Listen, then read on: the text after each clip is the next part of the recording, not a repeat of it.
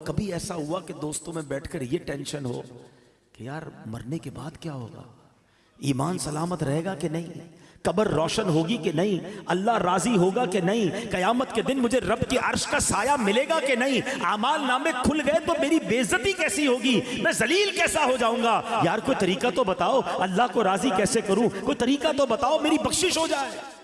Nobody talk about it, कोई बात ही नहीं करता, किसी को लगता है फिक्र ही नहीं है।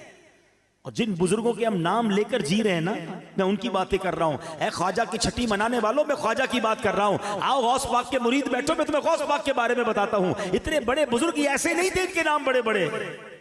शेख अब्दुल कादिर जिलानी, आप फरमाते, लोग कह रहे हैं आज ईद का दिन है, ईद का दिन है। अब्दुल कादिर के लिए ईद का दिन वो होगा जब अपना ईमान सलामत लेकर कब्र में जाएगा। शेख अब्दुल कादिर जिलानी वो कह रहे हैं, हाँ वो कह रहे हैं, ये हकीकत को जान गए थे, ये खौफे खुदा वाले थे।